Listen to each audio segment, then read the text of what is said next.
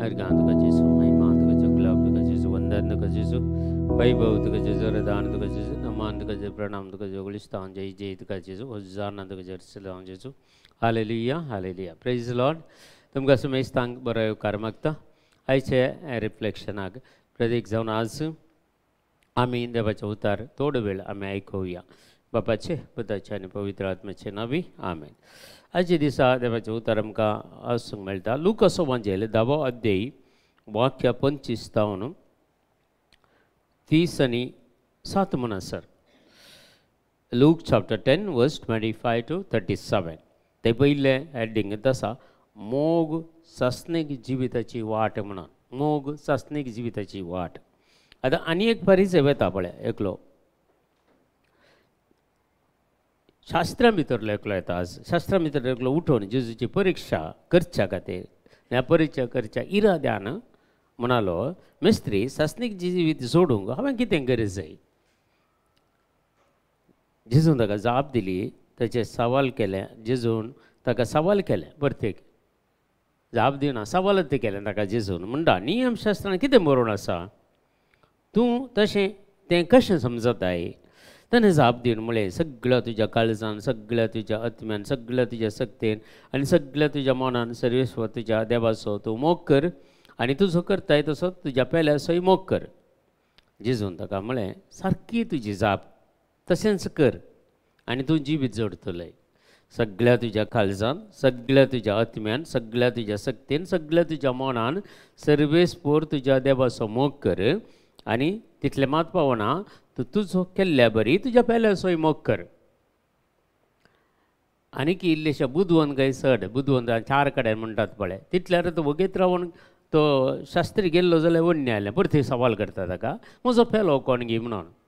देखून समार्या घराची ती वपार जेजू ताका सांगता. समार्याचो एक बेस्ट वपार लूकाच्या वांजेलान जावन आसा, समार्या घराचे वपार. आनी ह्या समार्या घराच्या वपारेन ते जेजू करेक्ट रितीन समजयता, म्हजो पेलो कोण गे म्हणून. आज आमी समजून काण घेया. एक तरी आमी आमच्या पेल्याचो आमी मोग करिना जाल्यार सासणीक जिवीत आमकां जोडूंक जायना म्हूण सांगता आयच्या दिसा, आयच्या सुवार्थेंत. सस्नीक जिवीत जोडचें जाल्यार तुवें पयले देवाचो मोग करिचें, ताचे उपरांत तुजो मोग करिचें, तुजो केल्ले बरी पेल्याचो मोग करिचें. 3 संगती: देवाचो मोग, तुजो मोग आनी पेल्याचो मोग. आमी सर जावन आमी देवाचो मोग करता म्हूण सांगता. हर एकली सांगता कोणाडे विचारल्यार आमी देवाचो मोग करता, जेजूचो मोग करता म्हणून. खंडीत बारी बरें. आमी सांगता म्हजो थोडे फावटी तुजो तूं मोग करताय, थोडे फावटी तुजेत कॅरलेसी करताय तूं, थोडे फावटी तुजेत जिविताचे तुका कंटाळो येता, जिवीत नाका म्हूण बगता. पर एक दीस आमी नायट विजिला गेल्या वेळार ती एक स्त्री म्हणटाली, कितले फावटी हांवें जीवघात करिचें म्हूण चिंतलें, कितले फावटी हांवें नाकात तें जिवीतच नाका म्हूण चिंतलें, पूण आज हांगा जियेचें म्हूण बगता. म्हाका देवाचो मोग हांवें अनुभव केलो. देवाक हांवें आराधन करतना, देवाची स्तुती करतना तो मोग कितें म्हूण हांव समजली. आज तावन तें चिंतप म्हज्या मतींतल्यान काडटा. आनी म्हणटा हेरांक सांगता, तुमी कलंत अलें चिंतप चिंतू नजो, अलें चिंतप चिंतल्यार तें व्हडलें पाताक म्हणून सांगता ती. आनी तितलें मात्र न्हय, तिका फस्ट स्टेज कॅन्सर आसलें, जेजून गूण केला. आनी एका भयण आयली, तिकाय फस्ट स्टेज कॅन्सर आसलें, सर्जरी नासतना गूण केला. मस्त जाणां अशें साक्ष दिवंक लागली पोरच्या नायट विजिलांत. देखून आमी तो मोग अनुभव करता. आमी रेत्रे गेल्ल्या वेळार गे, नायट विजिला गेल्ल्या वेळार गे, अशें आमी मागणें करतना गे देवाचो मोग आमी अनुभव करता. खंडीत जावन बरें आमी चड आनी चड जेजूचो मोग करिचे. संवसारांत पयलो आमचो मोग मेळचे जाल्यार देवाक मेळचे. तो देवाक फावो जालो तो मोग. ताचे उपरांत तुजोय तुवें मोग करिचें. कश्टांत अनवरांत आसतना, पिड्या शेडांत निरासपणांत तुजीत तुका कांठाळो येवं नजो, तुजो तुवें मोग करिचें. तूं देवाच्या मोगान रावताय जाल्यार तूं तुजो मोग करताय. तुज्या कुडीचोय तूं मोग करताय. बरें नेसापणे तूं न्हेसताय. काळजान तावन देवाक आराधन करताय. तितलें मात्र न्ही, तो मोग पयल्या थंय दाखोवंक वेताय तूं खंडीत जावन. जी कोण पळय देवाचो मोग अनुभव केला, जी कोणें पळय पवित्र आत्मे सकत अनुभव केल्या, ती वगेत रावंक चान्सच ना, सादच ना. ती कामां करतात. समारिया घर जातात आमी एकल्यानी आयचे दिसा समारिया घर जायचे. कशें समारिया घर थंय दोगत्यागाच्या विशयान सांगलां जेजून. लेवीत थंय पावलो, तोय दुसऱ्या बगल्यान सोडलो, ह्या जागते वटेन गेलो, तोय दुसऱ्या बगल्यान सोडलो आनी समारिया घर त्या सरसीन आयलो. तेणें पळयलें, समारिया घर थंय रावलो आनी तो प्रत्येक जावन ताच्या गायांक ताणें मागलें म्हळ्यार नितळ केलें. ते गायी ताणें ताचें कितें आसलें तें ताणें नितळ करून तें बँडेज केलें. थंय तावन ताच्या सावारेर म्हळ्यार गाडवाचेर घालें ताका आनी एका छत्राक व्हेलें आनी छत्राक थंय देवन इल्ले पयशे दिवन पळय हांव पाटी येताना उरलें कितें तुका तें हांव पाटी दितां. ताची थंय म्हळ्यार तो पळयना रे, ताका वचत पूण जाल्यार थंय इल्लो वेळ रावून तें काम केलें त्या समारिया घरान. आज आमी पळया, आमकां दिसाक कितलींगी अहली घडीत आमच्या दोळ्यांक पळोवंक मेळटात. आज मस्त जाणां म्हाका कॉल करतात, मस्त जाणां तांचे वस्तूर आसा, वस्तूर काण घेताय की म्हणून वस्तूर आमी आश्रम चलयता, वस्तूर आमकां वस्तूर घाल, वस्तूर तांकां खावंक दिवंक जाता. वस्तूर इल्ले आसल्यार पावता, पूण ते वस्तूर इतले जमा करून घरांनी पुरा दवरलां गे.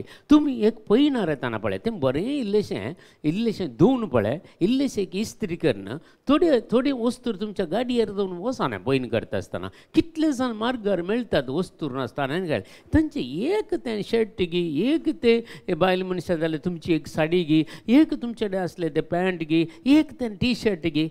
इस्त्री नोट्रासी दिनाका ते देवाक दितना नितळ निर्मळ दिजे. कित्याक म्हळ्यार त्या एका कन्ने मार्गार पडल्याक तूं कांय तरी वस्तू दिताय जाल्यार ते जेजूक दिताय. जेजूक तुजें मेळ्ळें फिंदिल्लें तें बरें दिवंक जायना, देखून बरें करून तूं दिताय. देखून ह्यो संगती तुमच्या आज मोतीन दवरा.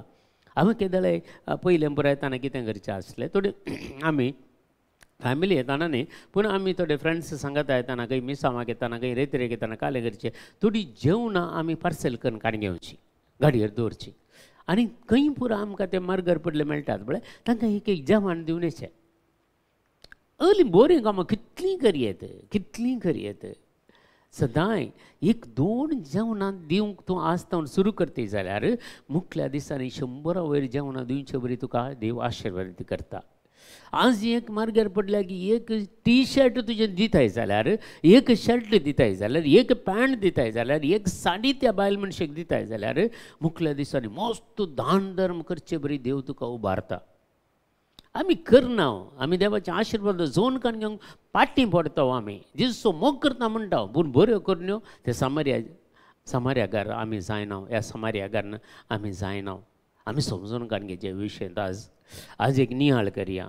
तुमी खंय गाडयेर वता आसतना या 2 व्हिलरार येतना तुमचे कितें वस्तू भितर बरो रास पडलें आसा पळय, इल्लेशें एक इस्त्री करून वन्नी तुमकां एक इस्त्री एक 10 रुपया गेल्यार वन्नी इस्त्री करून बरें करून सबीत करून एक ल्हान पॅकां करा आनी येताना एक वाटेर येताना त्या कोणाय वस्तू नातल्याक एक वस्तूर दिया न्हय. थोड्या तुमच्या घरांत कितल्यो बेडशीटी पुरो रास पडले आसात त्यो इल्लेशे धुवन नितळ करून ताका एक हांवें घाली एक ल्हानशा पॅकेटीन घालना ते एक वाटेर येताना कोणाक दिया न्हय. कितलीं पांगुरवणांतलीं आसात. तुमी हर एक दीस पळयनार आसतात, हर एक दीस पळयन करतात. एक बरें काम करून एक समारिया घर जावंक त्या वेळा मात्र देवाचो मोग हांवें तुवें अनुभव केला म्हण जाता. त्या वेळा मात्र देवाचो मोगांत आमी जियेता म्हण जाता.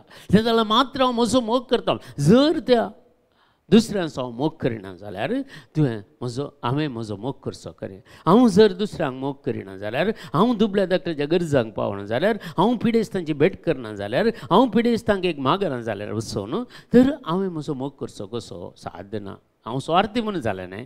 हांव स्वार्थी देवाचो मोग करता म्हूण सांगता पूण स्वार्थी समारिया घर जावना. पूण आसतावन जेजूचे हो संदेश इतलोच आसतावन आमी एक समारिया घर जावया. सासणेक जिविताची वाट मोगा मारिफात मात्र जाता म्हूण सांगता जेजू आज. देखून तो मोग आमी वांटून काडून घेया. जेजूचो मोग आमी अनुभव करया. जेजूचो मोग करया तशेंच आमचोय मोग करया, तशेंच पेल्याचोय मोग करया. तर सकड आमी सांगता मागया. आमच्या बापा सर्गेंच्या तुजें नांव पवित्र जावं, तुजें राज आमकां येवं, तुजी कुशी सरगार जाता तशी संवसारांत जावं. आमचो दिसपडतो ग्रास आज आमकां दी आनी आमी आमचेर चुकलेल्या मुक्षितां तशें आमची पातकां बगोस आनी आमकां ताळ्ळीन पडोवंक दिवं नाका पूण वायटांतले आमकां निवारा. आमेन. नमान मरिय कृपेन भरलेले समितीचे संगता श्रीयम ते तूं सदैव आणि सदैव फॉल जगत जेजो भगवंती मरिय देवाच्या माय आम्हा आपल्या खातीर विनंती कर आता आमच्या मरणाच्या वेळार आमेन महिमा बापा आनी पिता आनी पवित्र आत्म्याक स्वाधीन आनी सदां सर्वता आमेन तुमकां समेस्तांक देव बरें करूं आनी खंडीत जावन आज बरो दीस तुमकां मागता आयच्या दिसांत जावन खंडीत आमी सामर्यागार जावया तत्ती आशिर्वाद देव आमकां समेस्तांक दिवन दिवन मागता बापाचे पुताचे आनी पवित्र आत्म्याचे नांवी आमेन.